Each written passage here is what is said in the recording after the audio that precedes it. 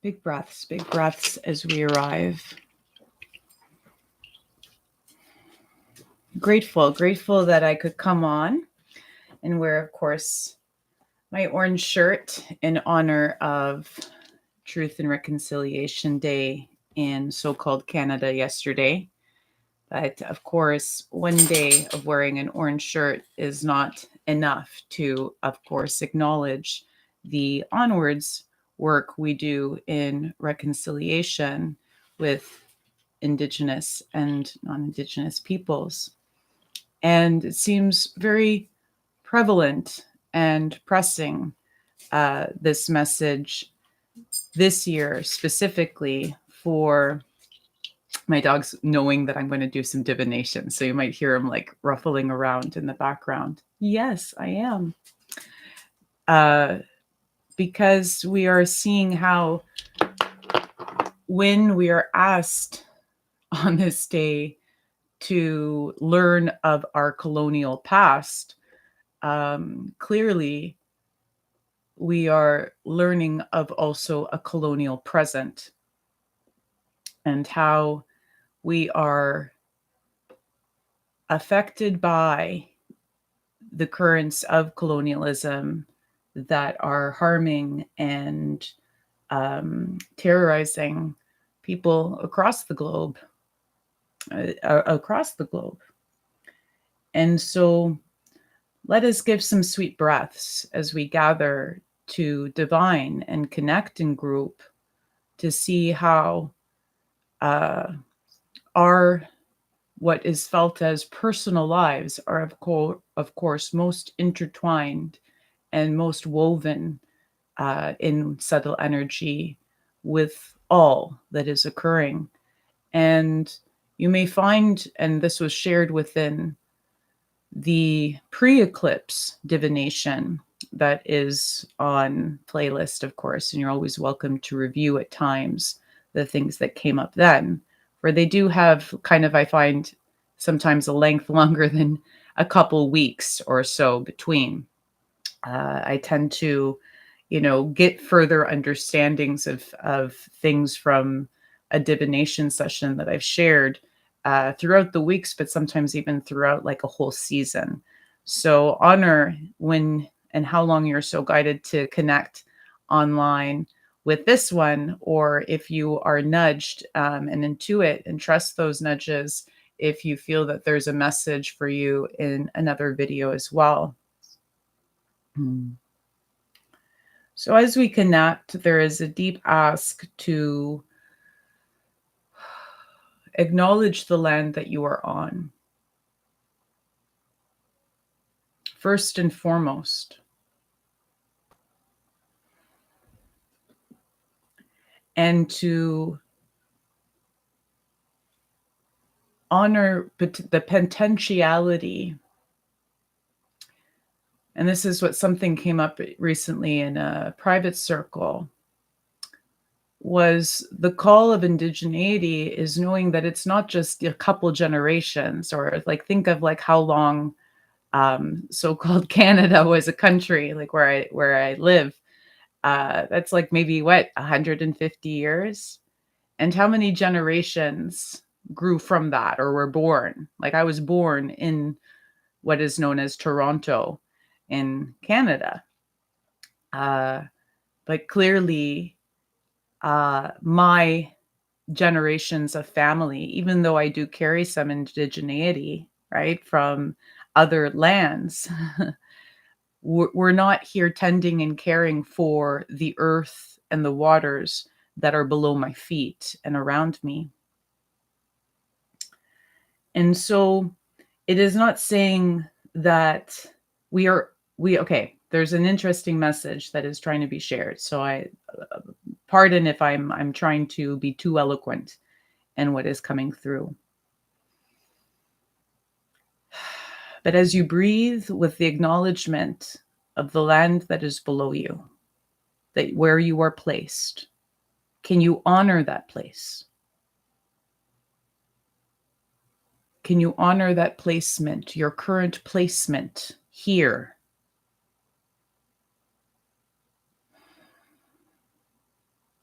Can you honor there may be a reason, even if your peoples are not from the land that you reside upon, that there may be a reason, an alchemical reason, an agreement of why you have been placed there? Or maybe you chose. Maybe you chose to be where you are, or feel that you have chosen. And yes, we are of earth. We are of earth, we are of sky, we are of the movements of the water and fires. We are of these elements, and we form within the support of the ethers. And as we have formed, yes, we diversify. We diversify into many wondrous forms, yes.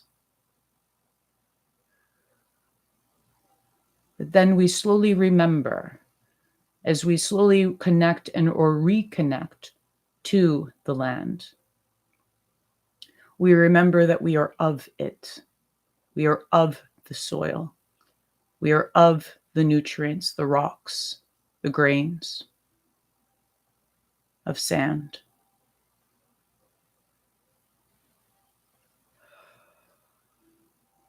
And to feel how long your body and the generations before you of your blood and your bones have walked and traversed these lands that have been cushioned and carried through the waters, the rivers, supported by the mountains.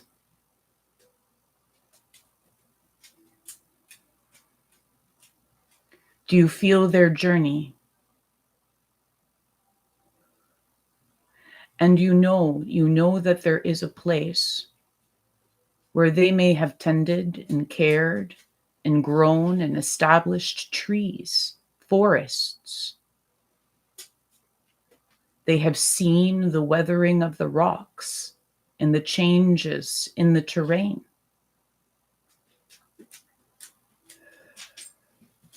Do you feel how the land speaks to you, with you, through you, of you?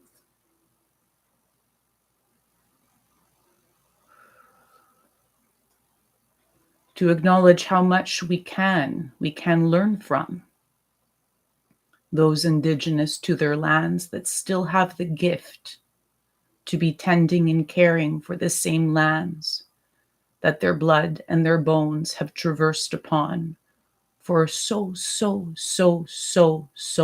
long. Longer, multiple generations. That they are the land. They are the soil. It is that space, that placement that shares such sweet connection to the earth's own heartbeat, that fuels and sustains their bodies, our bodies.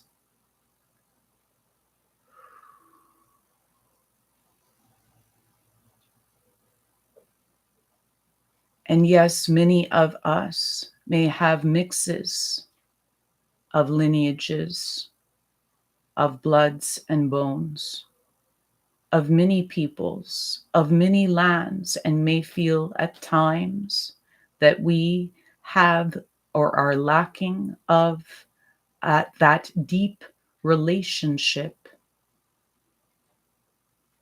to what we have come from.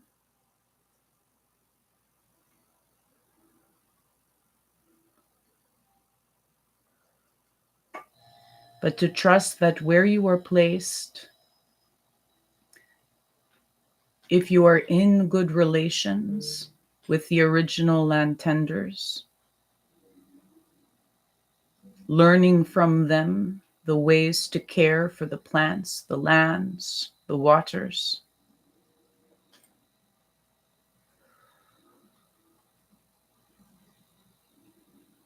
the earth will speak with you too.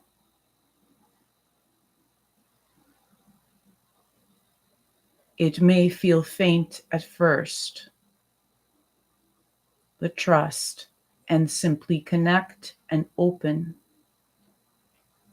your heart to the rhythm and the beat of the great heart that is of our earth.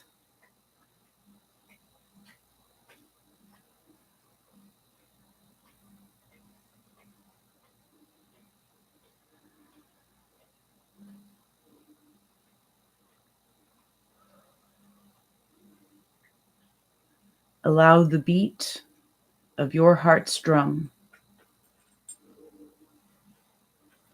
to resound in. And once it has fed and satiated, allow that beat to ripple and resound out.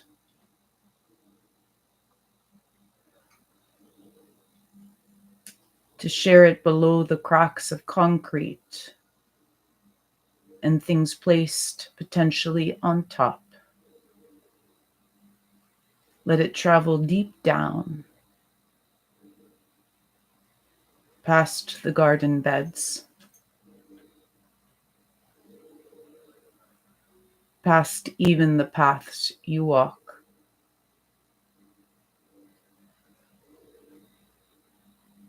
past the rocks and even the waters below.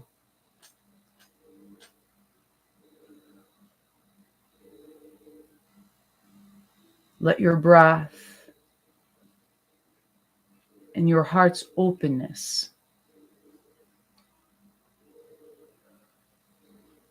support you moving slowly, gently down through the many pathways.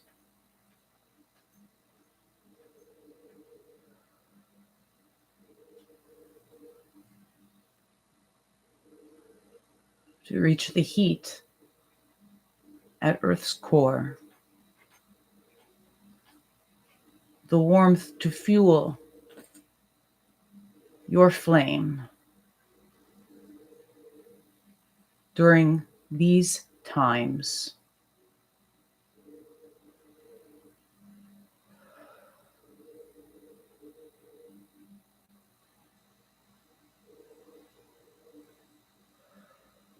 Welcome.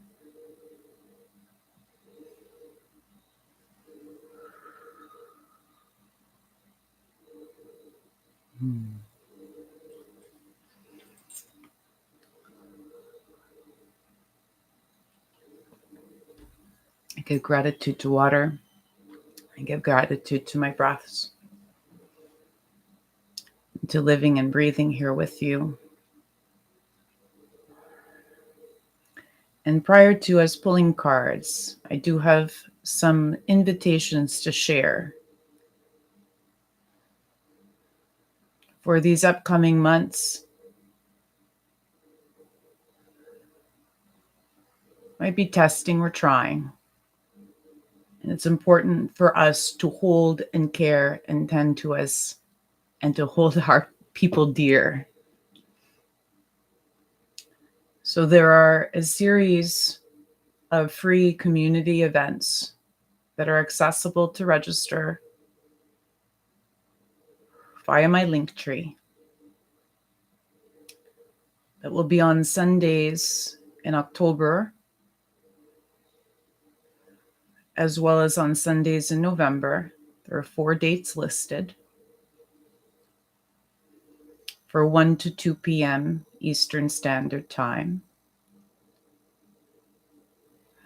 where it is of great honor to share these free gatherings online, where I will co-facilitate with another diviner and seer, an ancestral practitioner, Alexis Cash. You may have seen her here doing some divination sessions on 2024 this year with me.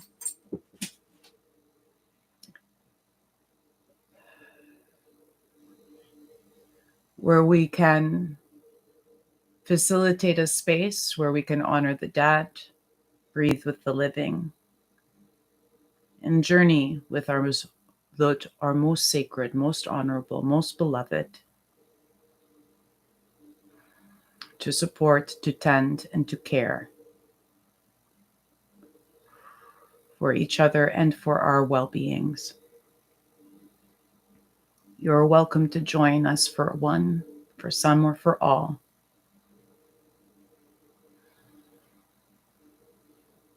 These are, of course, in addition to, you'll see, of course, the divination times that I step in here on YouTube on probably once a month or more, if asked. They're like, more. Sometimes dates are istros.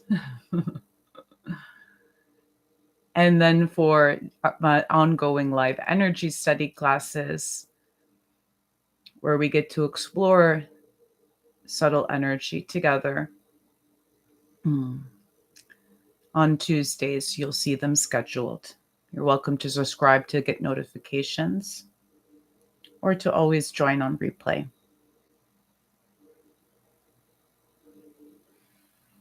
I'm nudged to first check in with the Pure Magic Oracle by Engracia.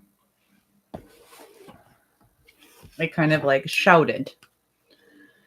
And these oracle cards, interestingly, are denoted into 4 categories of earth, air, water, fire. So of the elements.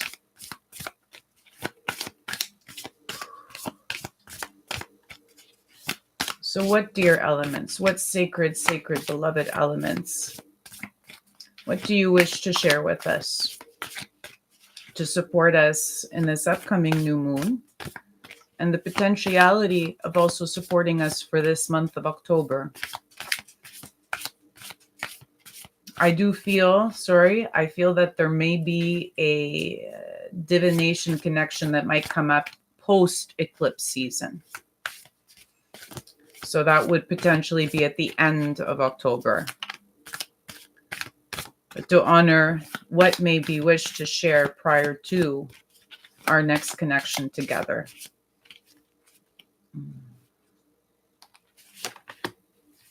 Okay.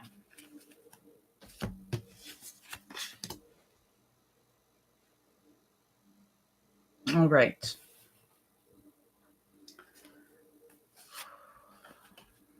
I tend to just channel and share certain things from these cards, but I'm nudged today to also share potentially some of the writings that were written by Andres. And then as I read them, they'll kind of be maybe like synergy cards, or like those cards of like the overall theme. And then I can get into the tarot to further the messages. So the first card that's showcasing is Belladonna Visions. See, there's a number 28. And the words share caution, guidance, clarity, stand firm. And the second card shared is 23. Salamander. Ooh, whenever I get this card, I'm already feeling the energy of this. Ouroboros, creative work, infinite wisdom, and alchemy. And the alchemy was already mentioned even in the initial breathing practice of this session. Woo! Okay. I'm already getting hot from this alchemy. Okay, so what is going on? Wow, this season, it's quite transmutative. I remember even in the pre-eclipse season divination, some of the cards have been really like stamped in my mind. So I am getting a nudge to share. It may be a good thing if you feel like you wish to explore some of these things to also listen to the pre-eclipse divination session. For that was for, a larger season, the eclipse season in its entirety.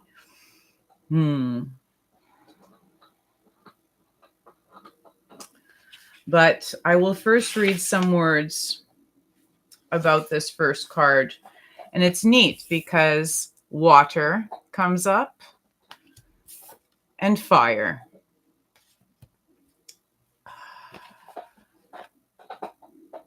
Which naturally shares. It's not just like a watery time. It's not just a focus on one. It's a focus on more than one.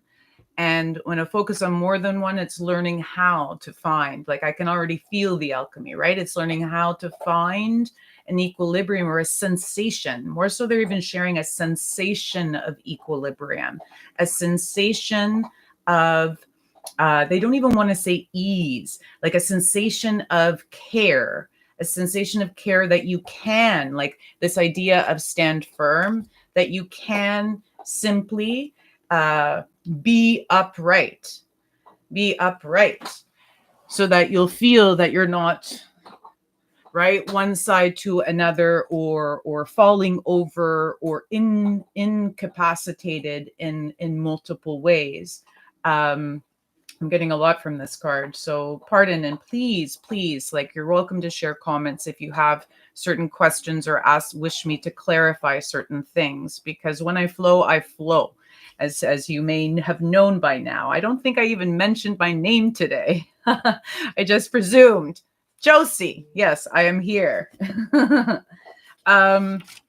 Okay, but I am nudged to read from the book prior to doing the divination.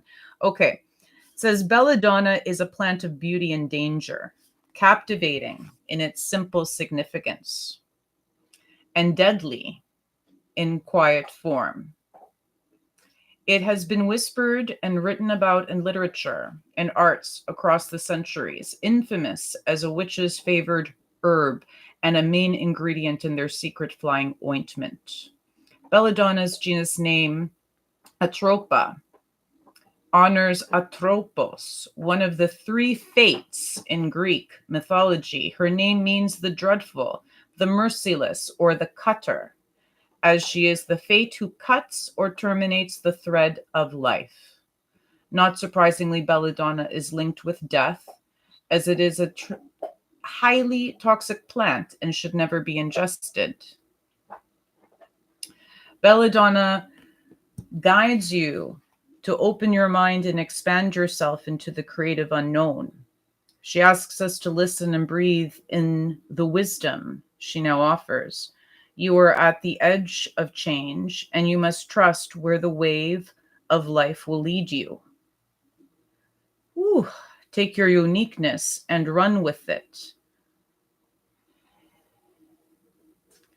Let the goddess lift you high into the night and kiss you with courage and conviction. Let change take its course to unfold the next chapter that builds ahead.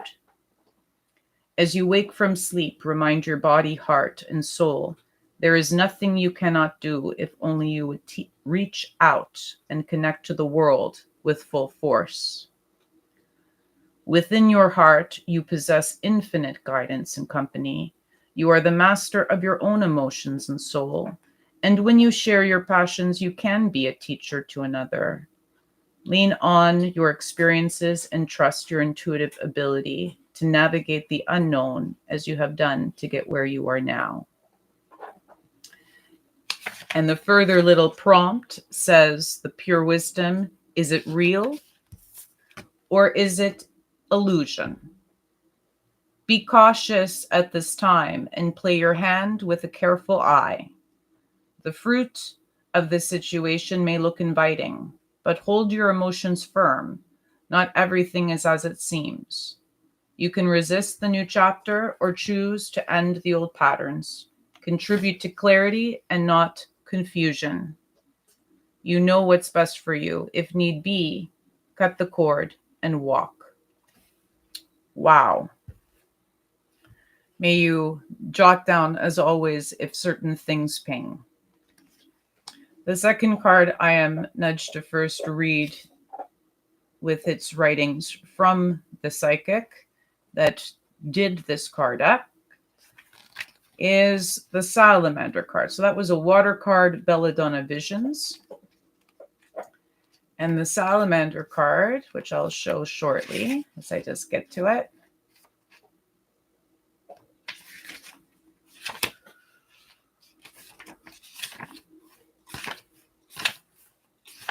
All right.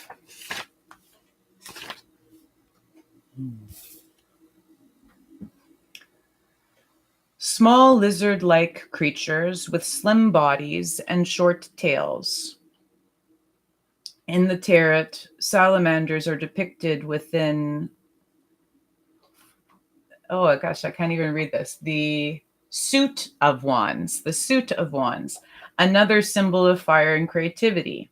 And each time they are drawn in circular form as if attempting to reach their own tails. This image is in fact a reference to the ancient esoteric symbol of the Ouroboros, a sacred symbol of infinity, never ending, never dying. When wood was brought indoors and placed into the fire, salamanders would appear from the flames. It is for this reason folklore associates the creature with the element of fire, despite them being water-based. Perhaps also this gives the salamander the ability to be understood as a creature of dual balance. Salamanders have been recorded in multiple medieval texts or on alchemy and magic, even appearing in notes by Aristotle and Leonardo da Vinci. Salamanders teach us to step into our power and show others what we're made of, to learn to adapt to changing environments and survive at all costs. Ooh, I feel that. Call on their spirits when you need aid in facing adversity, comfort in changing surroundings, to add energy to a forgotten or neglected cause, or bridge passions with grounded reality. There is no task too big for the salamander to work on. Energy is shifting. This is the pure wisdom message. Energy is shifting course, and you are being guided to prepare for change and metamorphosis. There is no turning back or hiding away now. The spirit knows you are ready, and their projects, are there projects left unfinished? Are you procrastinating over your next moves? Nudge yourself back to creative work and keep that fire burning alive. If the fire is beginning to flicker, the responsibility falls to you. When you finally own the wisdom of your creative aptitude, you will be able to teach others to ignite their flames as well. Woo! Anything coming already from that? But I'm just starting to feel the parallels, even just from divinations since last October. Connections to Akasha since then, of sharing of that we'll be stepping into dark times, that we need to maintain and tend to our flame. That to honor the alchemy and the discomforts that come with that. To honor the dead. To honor our life. And in that living, this idea with creativity and possibility that has come up within these cards, there's something to be shared about. And funnily enough, I'm getting even this conversation that I had with a teen that I work with, and they had this great comment as an artist and a creative person that they're like, what is the future of AI? Like, what if like AI, right? Like you can literally as an artist now go in and be like, I want to make this painting. And you just kind of like give like the details and it creates this beautiful piece of art. And she's like, what if like the future of AI will almost like make us less creative as humans. That will almost get like we won't be actually exercising um, the the skill of or the fuel that is our creative force, that is our creative flow. Mm. And so I'm honoring that there is something about very much acknowledging how to stay or to keep that spark of creativity or of inspiration alive during this time. To see potentially what things have been clearing from the mind, the work that you've been doing on unlearning potentially, like as we were just saying, like the decolonization, um, which is an ongoing process, right? We see it, we acknowledge that our minds have been conditioned or trained to function in specific ways. And so as we are in this kind of continual process of unlearning ways that we just think are happenstance or regular, but then we realize, whoa, those are actually more supporting extraction, supporting, um, mass colonial ways, as well as potential capital ways, capitalism.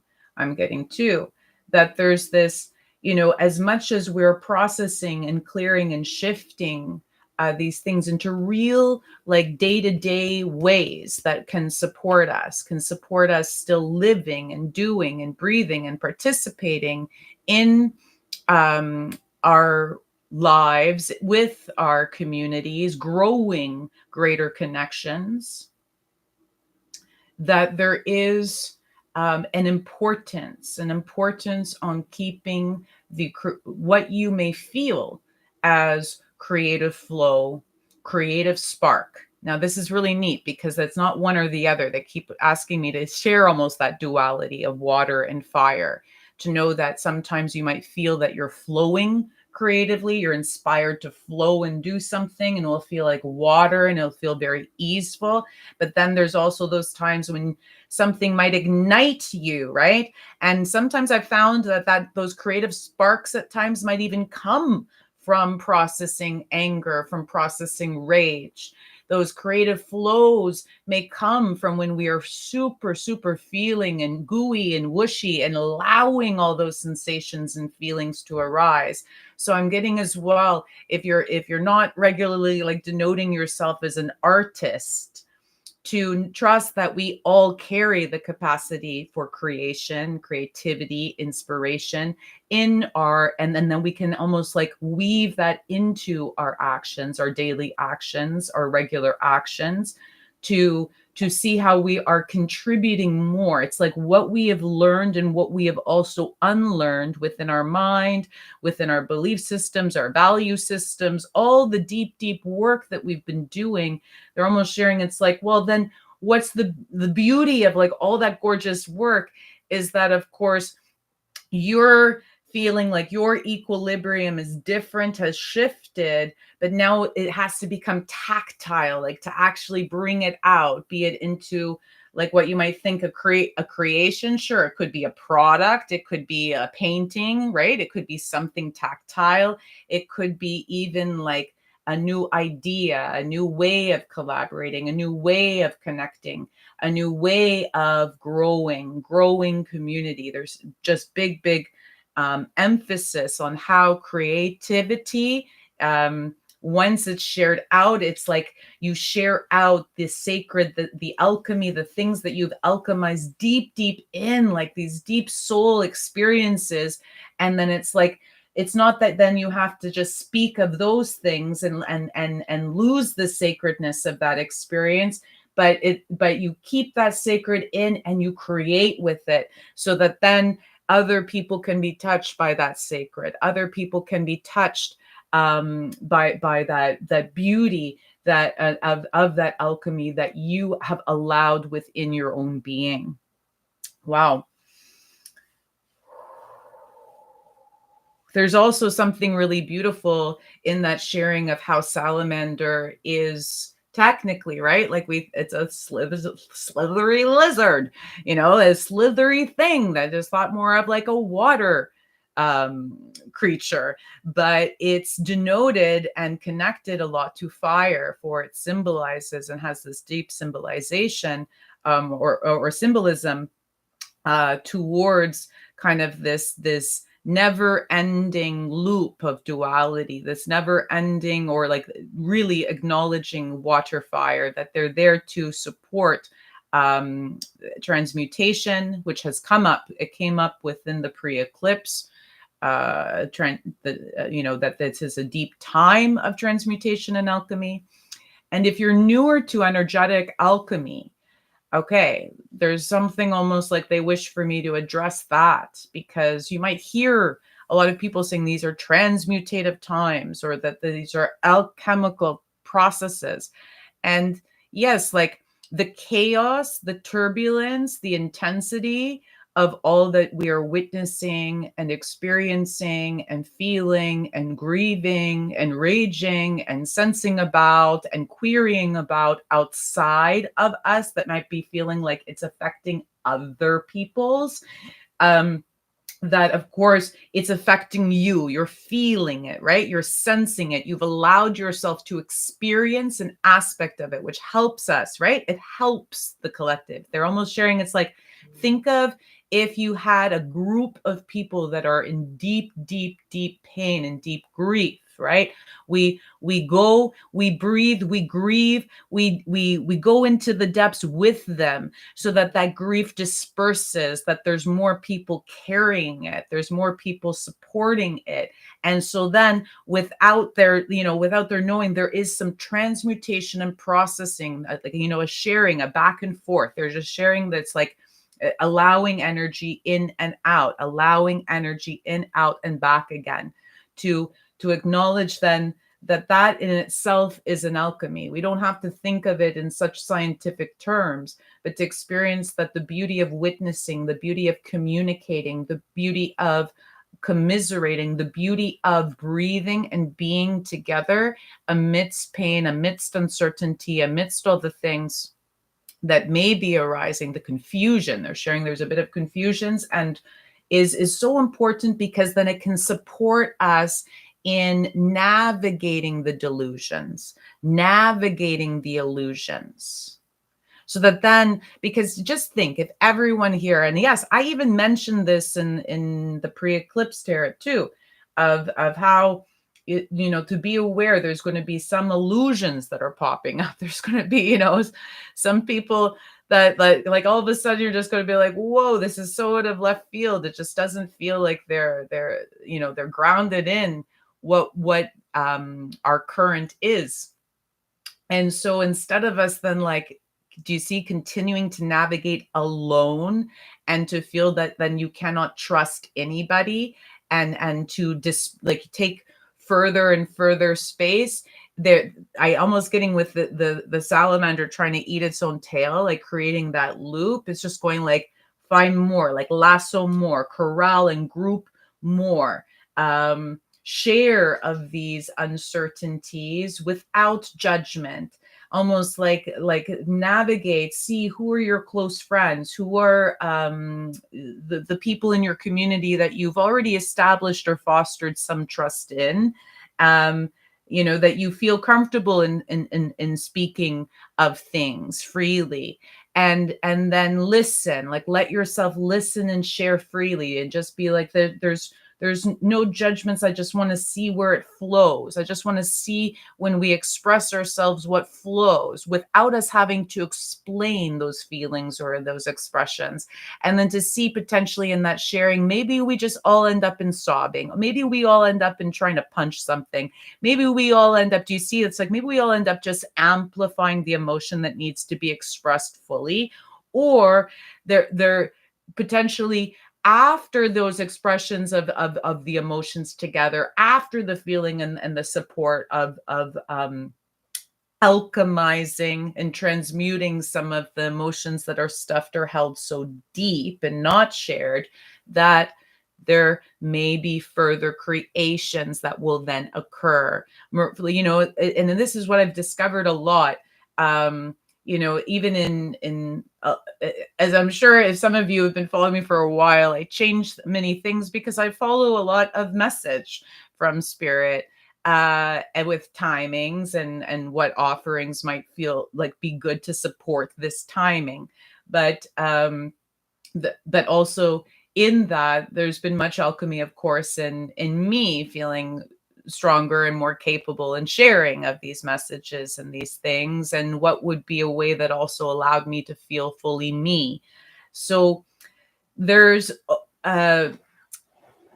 in these weeks we kind of like where it just feels that they're sharing that there's going to be, it's almost like figuring things out like that. Like it's not about then just getting a directive or an idea and following it. And it's not just getting a directive or idea or hearing something and then questioning it and going, I don't trust it. It might be illusory. Do you see, like it's like the stop start, or like just go, flow, or like there's this importance. And this is what I've discovered, is that when I then come into circle, when I come into deep collaboration and connection with other practitioners, other teachers, other guides, that like in and us not talking about the work and us not talking about the what we do in service, and just exchange, we're just exchanging each other's gifts, right, to support ourselves, to support each other, that in those moments the most beautiful things flow. And then all of a sudden at the end of it, we always come away with like a new idea without even planning to have a new idea. We have a new idea. So that's kind of what I'm getting, is that like, if you feel like you're like, what do you mean? I feel more stuck in the mud. I feel like I'm like running at like in fumes. I can't like now put the little bit of flame that I carry into creation, into creative projects, into that expressive thing of what is deep within me out, that just feels like I'm going to be wringing out dry. There's something then more easeful in doing it with more than one.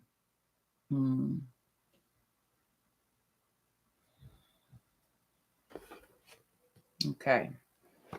I haven't worked with this tarot in a while. I used to be like hardcore with this one. But it's kind of neat. I guess I'm accessing all the psychics for Andres Engracia in his bio does share, like that's the title of how he connects to his gifts. And same thing by John Holland, the Psychic Tarot Oracle deck is the one I'm nudged to work with today. And potentially, this was coming. Maybe this is like the water fire, because this one sometimes scares people a little bit. It's some very strong images, but the Tarot del Fuego by Ricardo Cavolo might also be asked to come out, since we are obviously working with some duality that might feel polarizing at times. Like, and what they mean by that is that there's, or what I mean by that is like sometimes what's dual doesn't feel like it's in a good communication or in good relations, like reciprocal relations, supporting each other to create, a third energy or further creation. But so at times it might feel very dominant. They're just sharing. So when like the fire feels very dominant, the intensity of this time, you might feel it with immense rage or immense bouts of feeling frustration or even further than frustration, bigger emotions. Then you can kind of like take they're like you can take I don't even know the word yet. I'm a little bit, but you can take more information from that, and then potentially this will be for the overall message. Okay, thank you.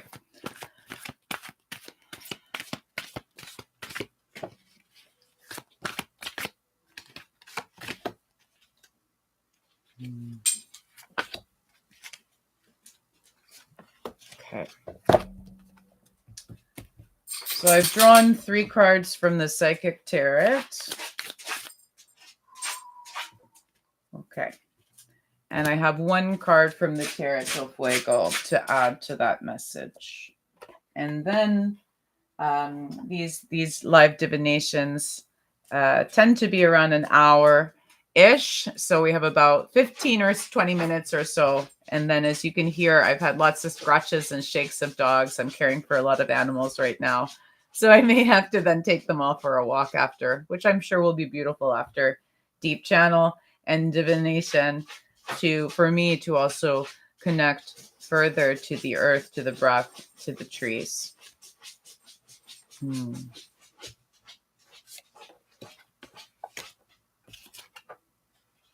Okay. Okay.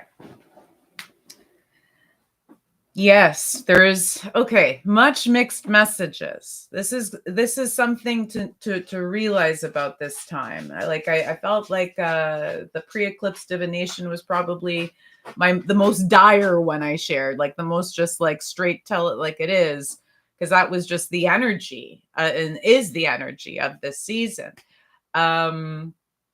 And I'm still getting comfortable with sharing the amount that I see in the cards and what I receive, of like what I actually share out of my mouth. So no, like in some of the cards that came up, like for what I mean, there was a Knight of Pentacles that I saw within the deck. This Might Hurt Tarot last time. And I was seeing resistance in it. I was seeing resistance and new resistance, like not the resistance groups that we have seen more dominant in the fights for their land. And it was quite wild then to see like how what I was seeing, what I mentioned tentatively or timidly within that, came to light quite swiftly with further clashes in farther lands. And so I'm bringing this up because, well, the second card that was pulled is known as the Two of Swords, which also comes up here in the mental.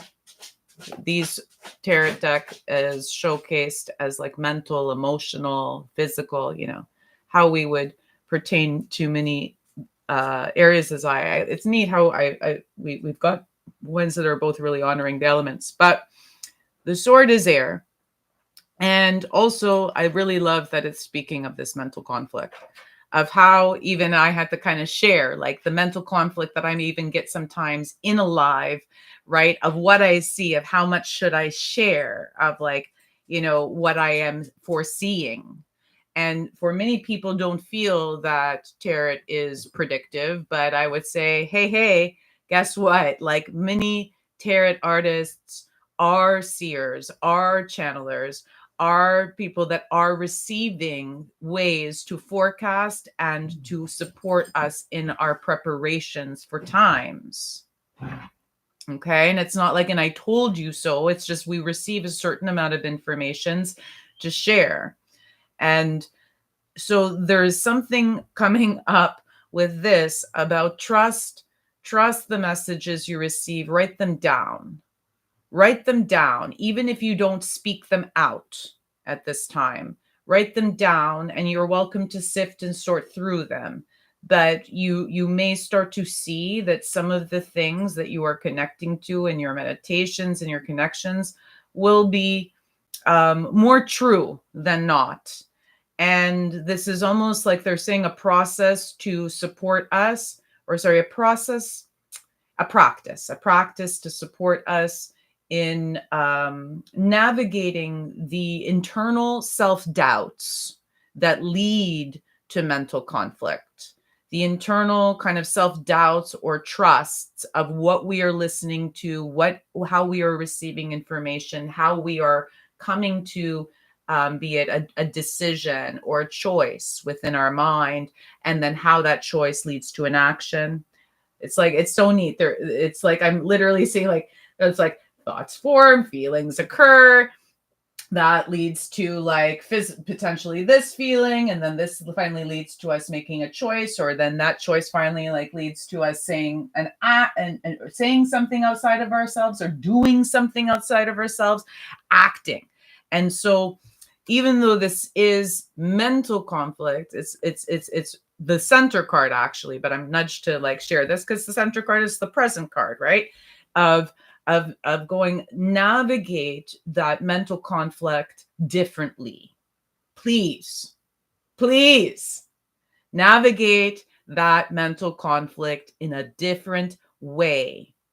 If you have been doing this beautiful work of decolonizing mind, of unlearning horrific tropes that have led to racism, bigotry, supremacy, all these things, then you can use the strength that you have gained within your mental processes to support you in looking at the conflict that is in the mind, that feels so internal and so personal, in a different way. Woo! Strong message.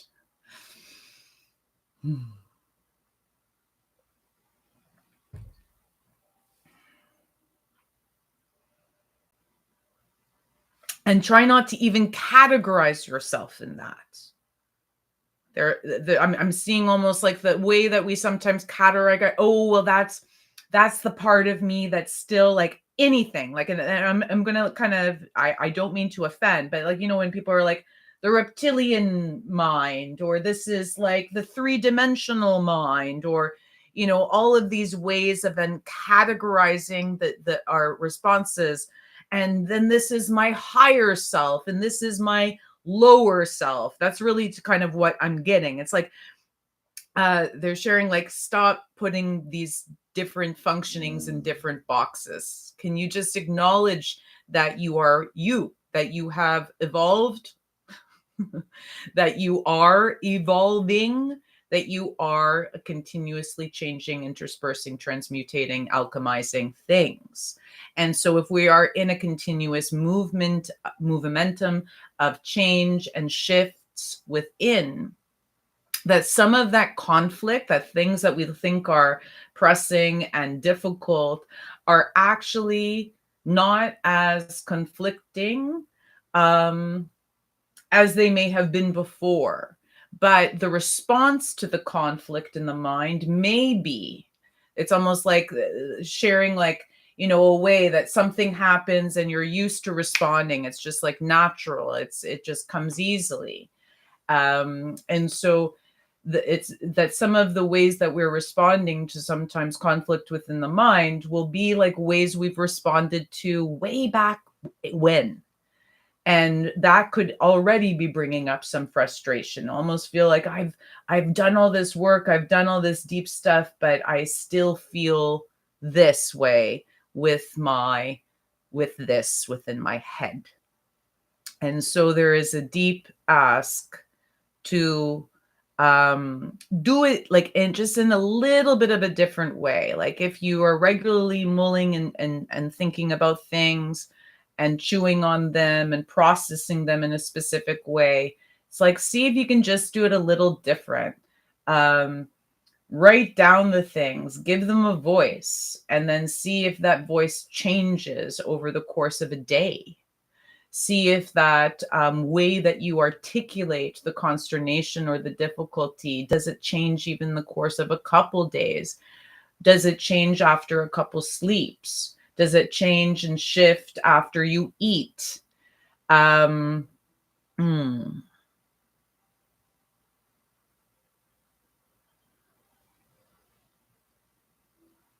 Which brings me to the first card, 3 of Cups, or this is an emotional line in this one, and it shares even the rejoice in celebration. And it feels almost that, yes, many of us may be grieving what has passed, of the amount of times we have been able to celebrate and live frivolously or frolic in the autumnist. I'm getting all like these F words, but like silly F words. Um, and like when life felt like silly and simple, and did it ever feel just like that for some of you? Like, kudos.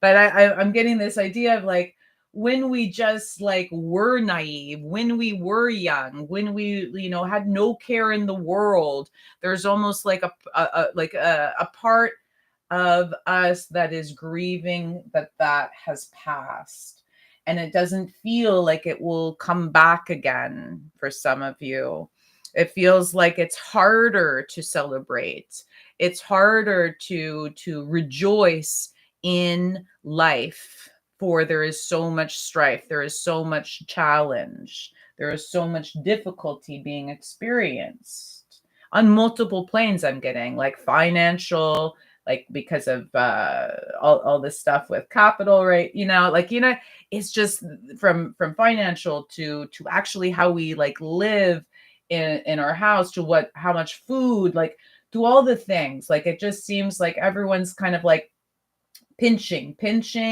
and uncertain, right? We're uncertain in this time, and in this uncertainty, there's potentially less time to be frivolous.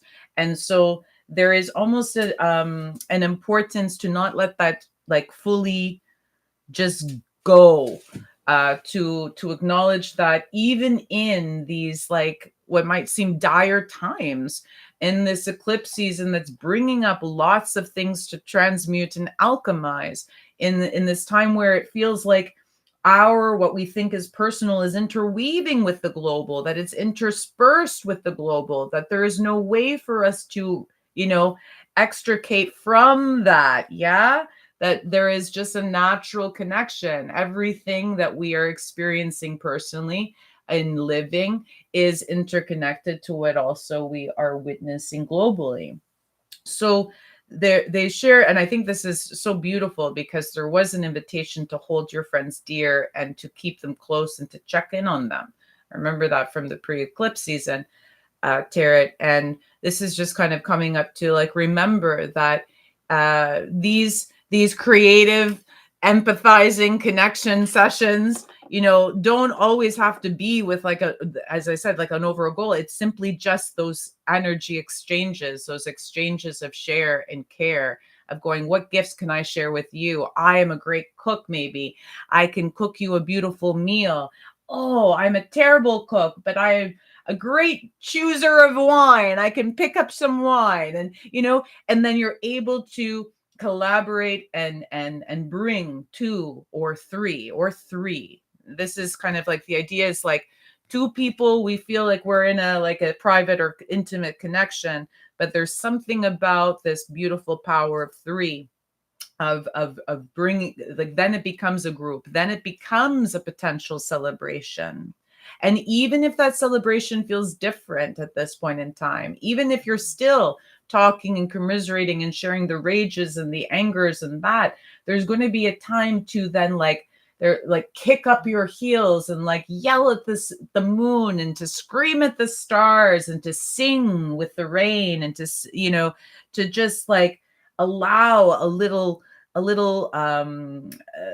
comfort in full expression. And that will remind you that even in the darkest times, people gather, and they do it together, so then that they can, yes, like over a fire, cook some meat, bake some bread, do what you need to do to eat and drink and breathe and hug together. Oof. Don't forget, don't feel like that is past, and that it will only come back again when all things are well. There is an importance of cultivating joy. There is even amidst immense other emotions and sensations and experiences. it sustains and supports life.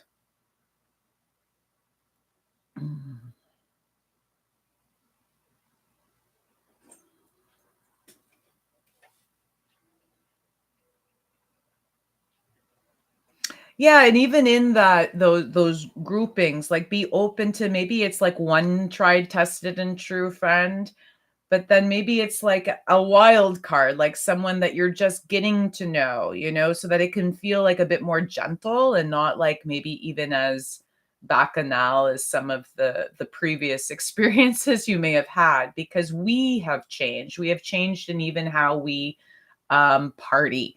So it's there's something of like honoring kind of like a newer mix, to allow you some newer experiences in how you connect and discover, almost, or rediscover uh, how you celebrate life, how you celebrate life.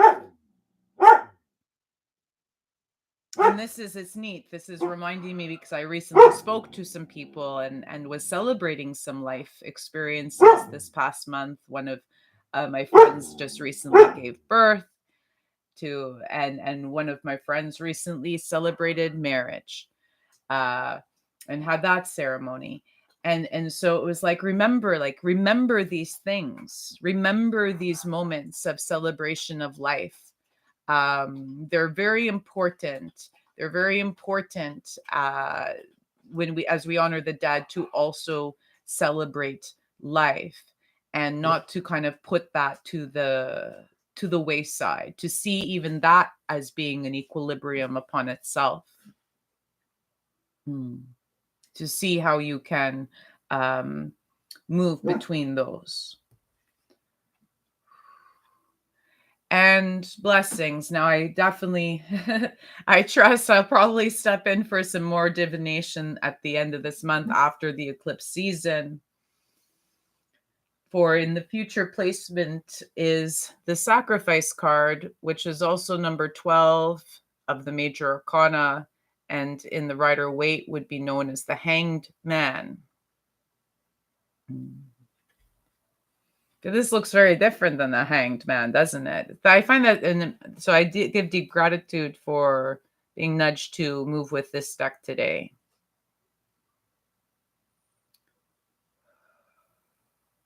For yes, there's honoring of cycles. Sorry, I have to breathe through this card. It's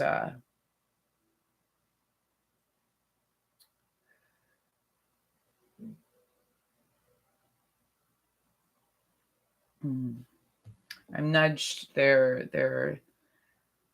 I sometimes, when I get very specific words that kind of give deep energetic rings and like share a lot of information, and this was even in my last D school class, we spoke of kind of like the energy of words and the amount that can be shared within them. And so I'm receiving a lot from this word. So I'm going to go to my etym online, which is etymology. It's like the roots of words, to see if they're wishing to share with me something further. For sacrifice is a noun or a verb. I will first look into it as a noun. Shares the offering of something, especially a life, to a deity as an act of propitiation or homage. That was late 13th century, what this word meant. Mid 14th century, that which is offered to a deity in sacrifice. From Old French, sacrifice, offering. From Latin, performing priestly functions or sacrifices. Etymologically, a making sacred. From sacra, sacred rites.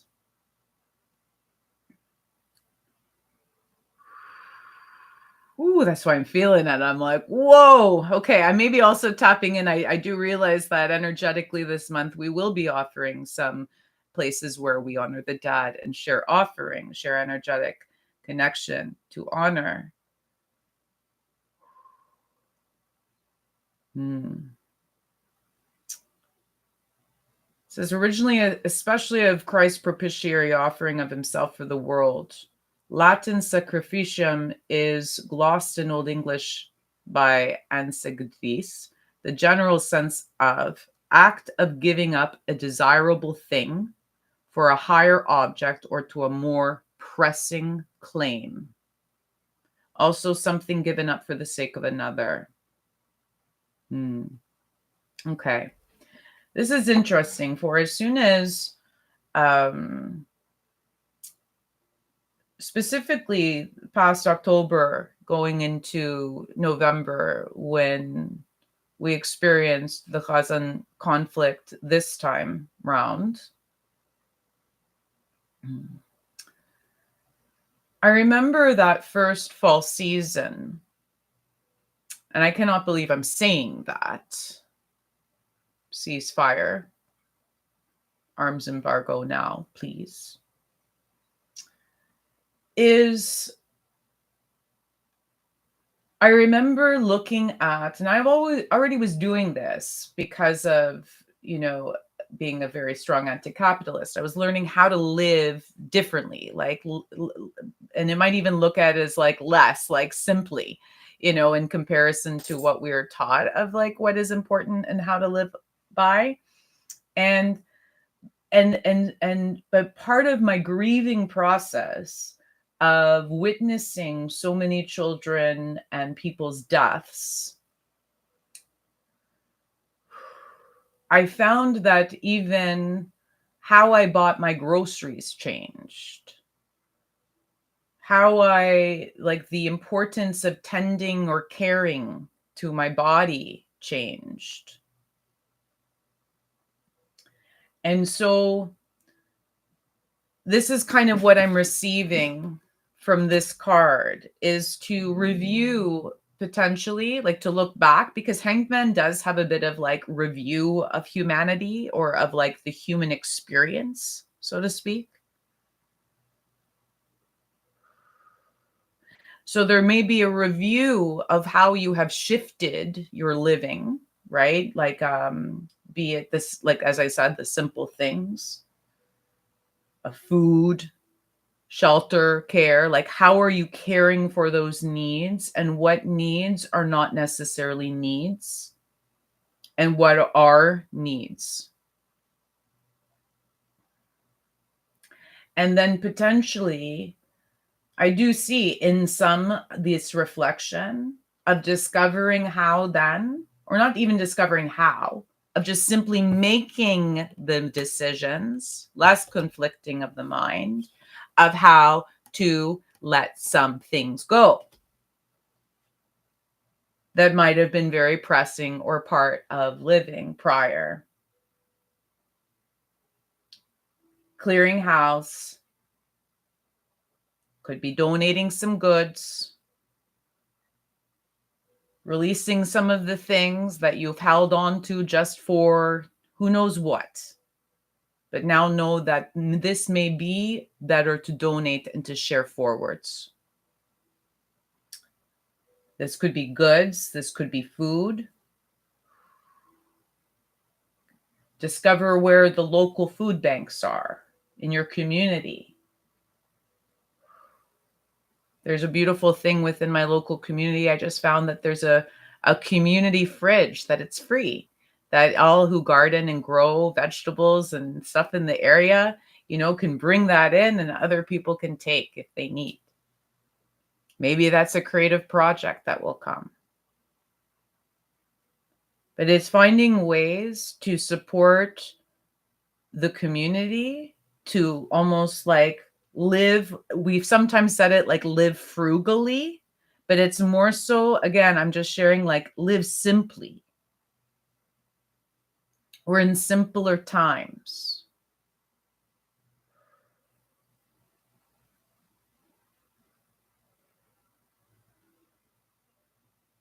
And then from that, to see how, it's almost like I'm even seeing some restructuring of budgets, of finances, so that it feels that each and every one of us can carry a little pot for, be it a rainy day, for a pressing circumstance, for chaos. And to honor that at times, by the end of the month, if that rainy day or that chaos has not come and that money or those funds have not been used, that potentially then you'll feel okay of sharing that little pot forwards.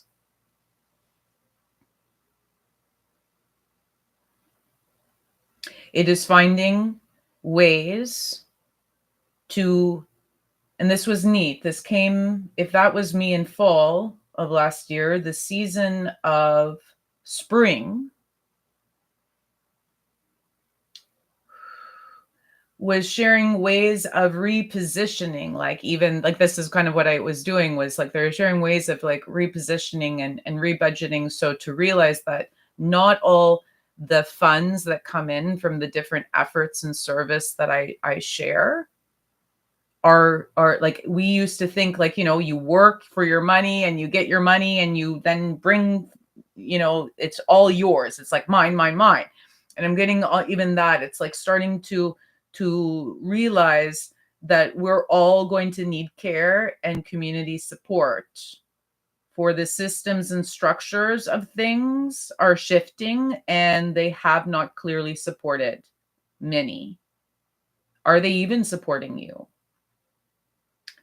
This is like healthcare systems, educational systems. Like, we're starting to see like a review of, if the government's doing these things, it's like realizing also potentially maybe the focus and the efforts aren't on our care. And so in first realizing that more need care, that can feel like, how can I, when we are strapped for cash? I keep getting that, when we are strapped for cash, when we don't have enough.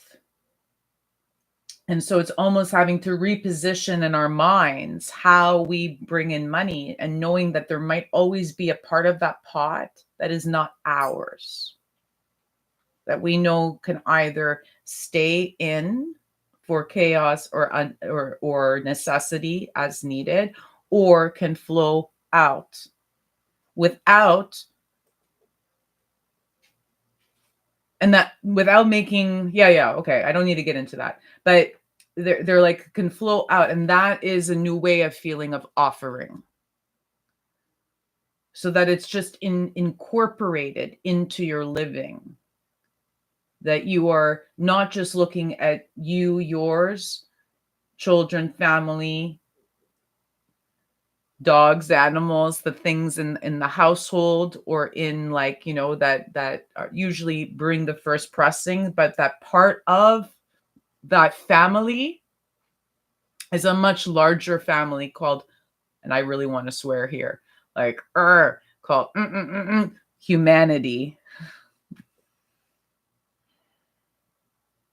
And there will be an ask to start to really see that, and to see how we care for, and potentially, and this is neat because, I've experienced this too, is that some of us have had, changes in who we call family, or who we share closeness to, because of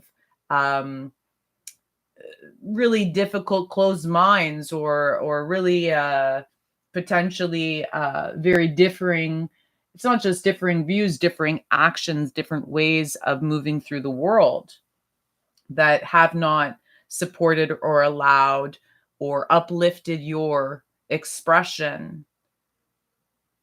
And so many have seen or have shifted within, from this past fall to this fall, big changes within their families. And so there is an ask almost to kind of expand. They're like, they share, broaden the band. Broaden the band.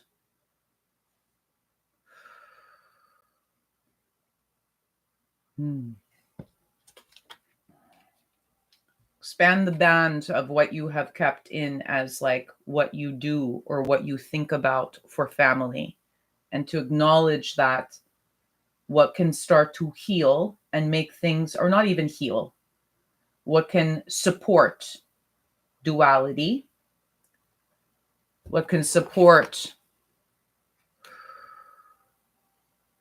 the infinite wisdom that is to be received within these times,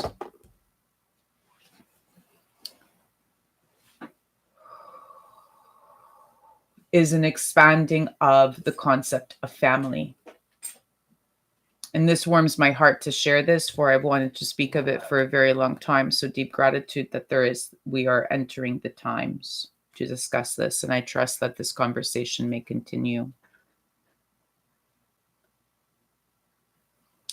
Welcome to the session. I thank you for your comment. This is a collective group tarot, which I'm getting to the close at, dear Swarnava. So at this time, I would not be able to do a personal reading on what you may be asking, but what I would ask and share is that may you listen to the replay and to see potentially if some of the things are answered.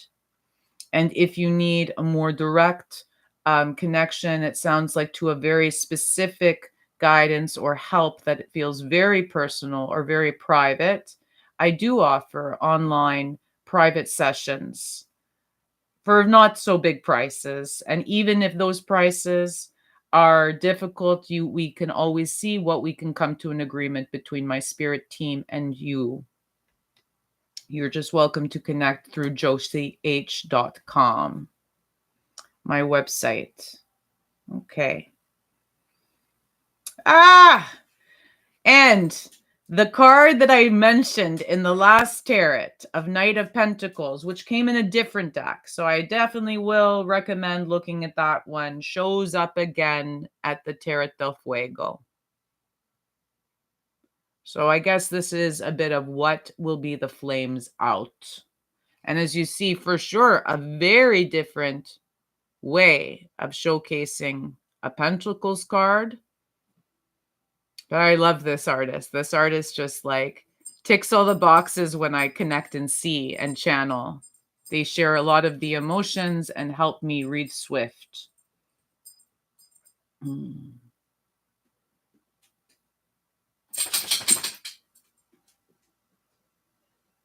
Oh. The wars are going to continue and will feel like they are proceeding and proceeding and proceeding into your lands.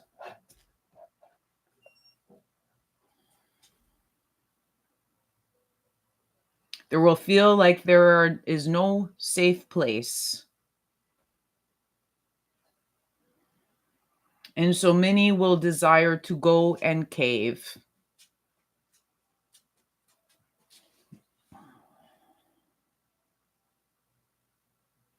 But as much as things are burning, remember that the rains and the lightning will come. What people may feel like they will, it's like they're almost sharing like the edges or like the borders of things are like just based upon people, like human. But no, there could be much different changes too that are beyond that might seem more elemental, that might seem more earth-based, that might seem more shift quakes.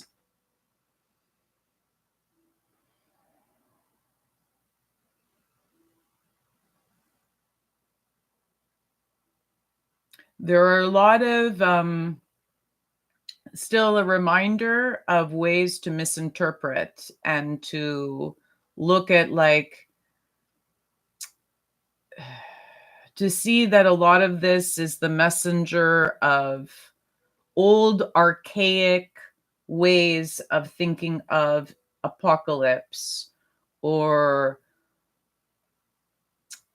ones that have been biblical, ones that are written about in books, and there will be a waiting. There will be then many people then just waiting for it kind of like all to explode. And so this is a request to, yes, grieve, to usher in the waters, to usher in the rains amidst the flames.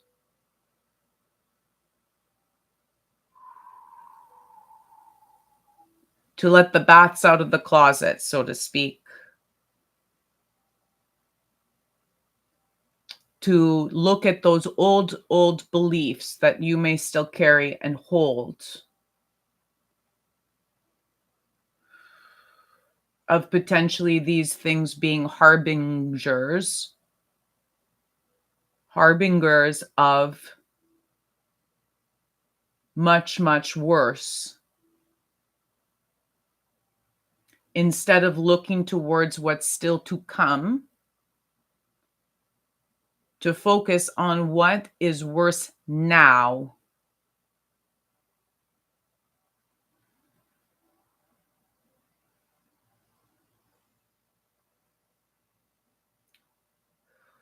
Much processing of fears. The fears that you do not want to see.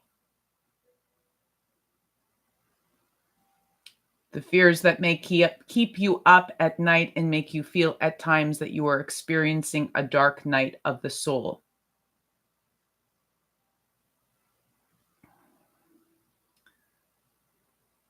These archaic ways do not carry promise.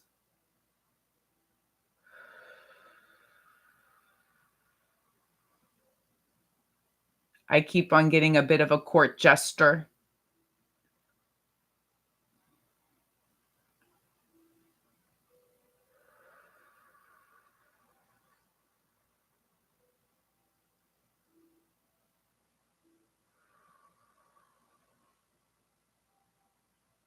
Any message of so what? From being aware of that, is there further so what? So what forward? So what?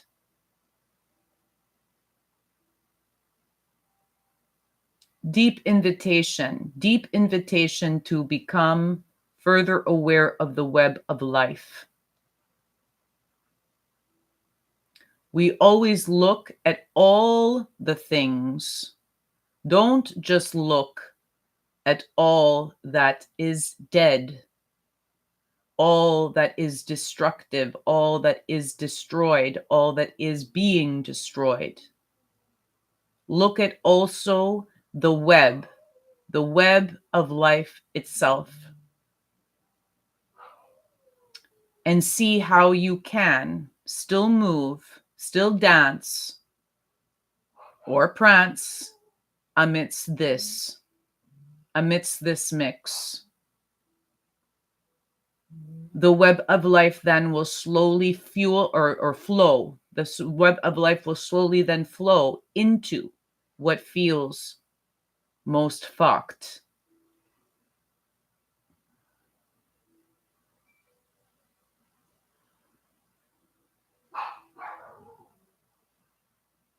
There was a message potentially, might have been September, August or so, a couple months ago, that was asking us to stay on the ground, to not like go up to the mountaintops. Like we need to be an honor that we're on the earth, on the ground. And there's even now an ask, yes, the ground might feel shifting below our feet at times. And so at times try to even feel that you are going below the ground, like that invitation of breath and connection that we had at the beginning of this message. So now it feels like I have gone full circle in the message since we came to that first and those first breaths and connection to the earth below our feet, deeper than the rocks, deeper than the cracks, deeper than the waters or the rivers or the things that flow below, to the core, to the heat, to the flame there. Breathe into that to fuel. Lots and lots of water. Feel and honor when, if you feel too much flame, bring in more water. If you feel too much water, bring in a little flame. It may feel like a little dance and may also bring up some of that conflict in the mind. Like, what should I do now? Trust. Trust your flow, trust your feelings. Let yourself feel, let yourself breathe, let yourself. And if you do not trust yourself, trust the earth, connect to the earth.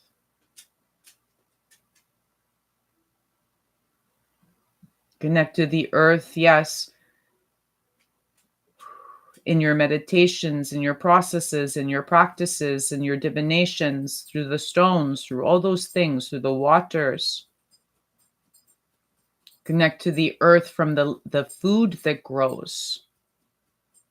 Eat the food that grows on the lands. Let that support the communications. And then you can continue to drink the water, bathe in the water, feel the water, listen to the water, and breathe your prayers, breathe your hopes, breathe your wishes, breathe your dreams still into the flow of the water that we are so blessed to have from our taps.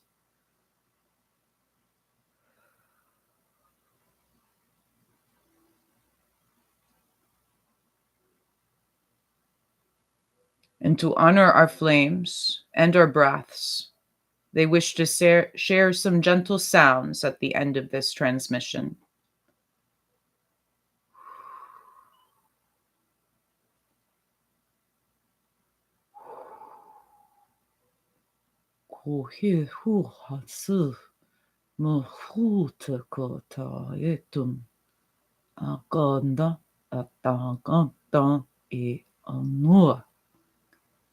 Min mia na on.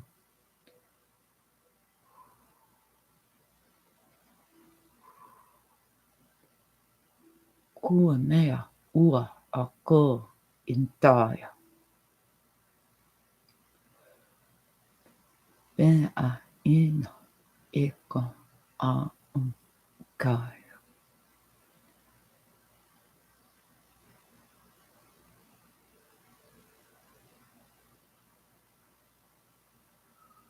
May those sounds have spoke to your soul. May you receive them. Deep love, deep gratitude. Thank you. Thank you for being in connection today. I look forward to always how we may further relations. And you're welcome to check out the links on my tree to join those events or further circles this month. Much love. Take care.